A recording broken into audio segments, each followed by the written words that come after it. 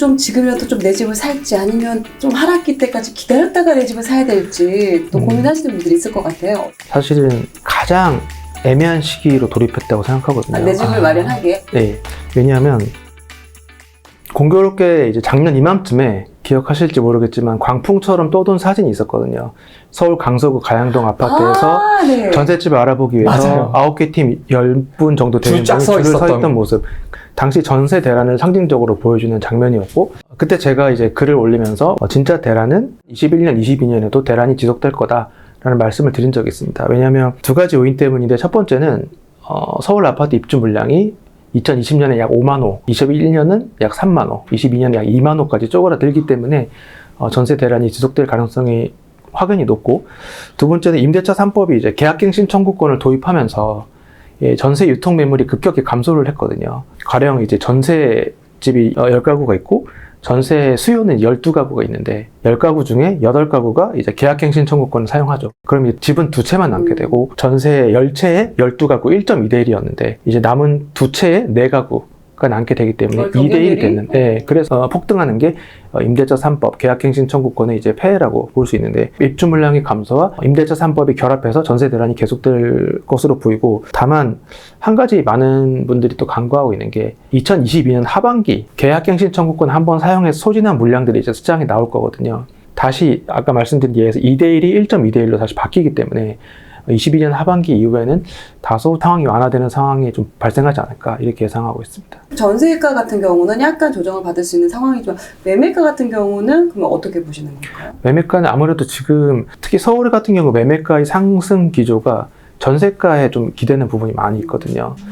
그렇기 때문에 전세가의 상승은 계속 매매가를 밀어붙일 가능성이 높고, 전세가가 이제 꺾이기 전까지는 매매가도 하락 전환하기 쉽지 않을 거라고 보고 있습니다.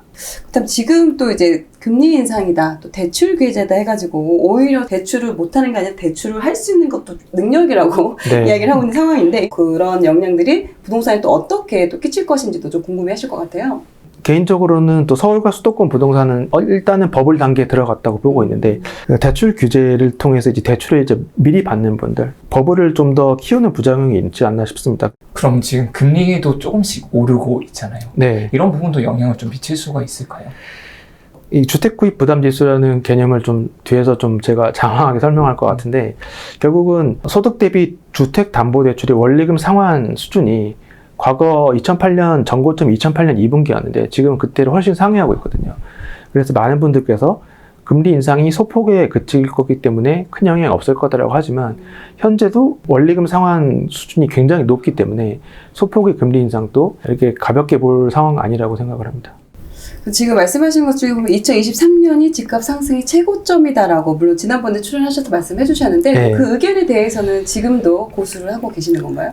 결론적으로는 고수하고 있고요. 제 운명의 시간이 째깍째깍 다가왔습니다.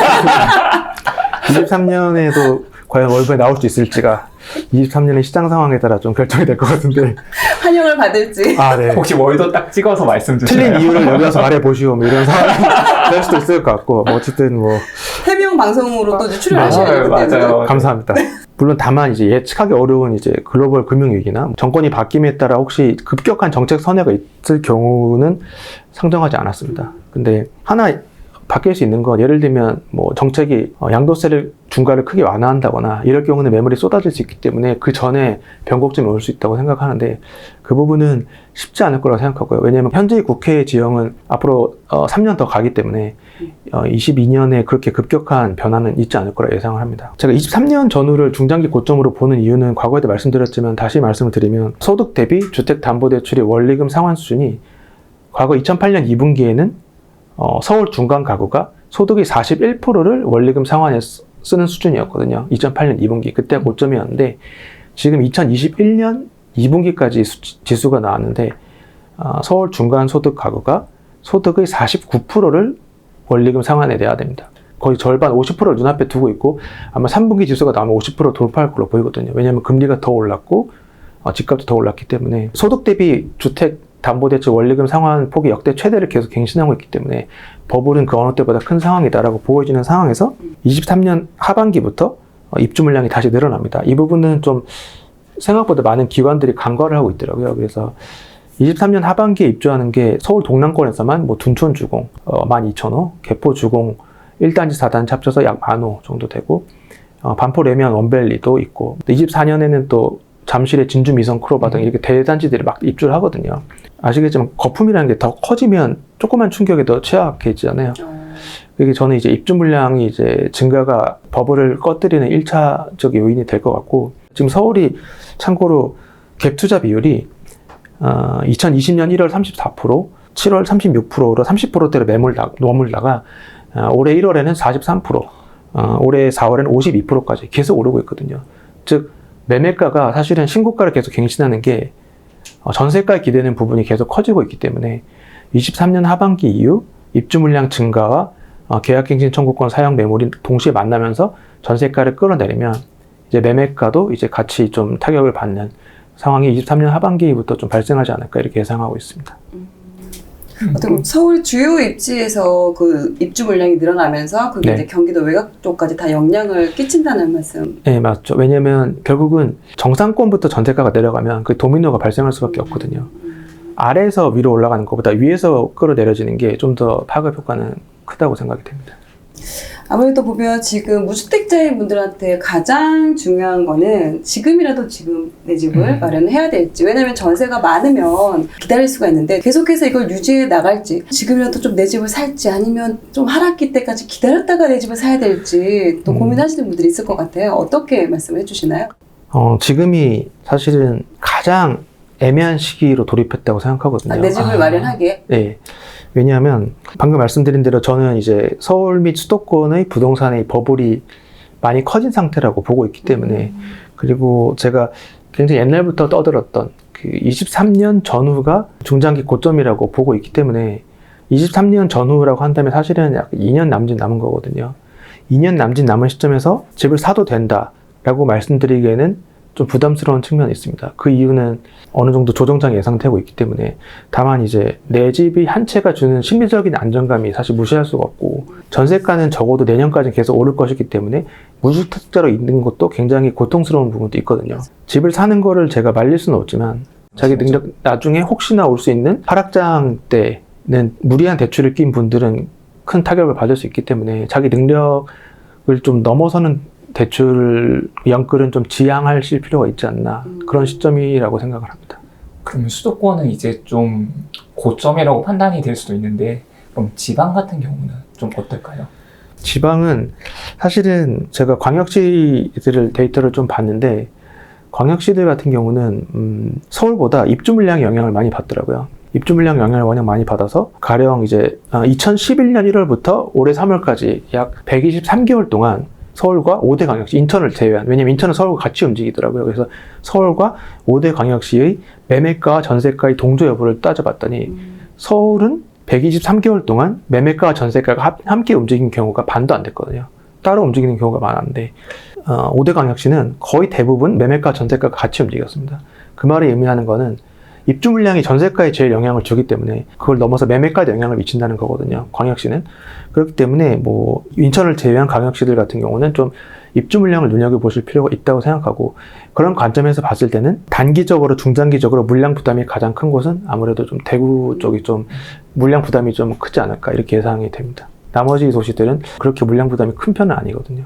조금 전에 말씀 주셨을 때 좀 광역시 같은 경우는 전세값에 따라서 매매가가 움직이는 경우가 많다고 하셨고, 수도권은 좀 그렇지 않은 경우도 있다고 말씀을 주셨는데, 그 방향으로 보게 된다면 전세값 공급 때문에 전세가 좀 내려가더라도 매매가는 안 움직일 수도 있지 않을까요?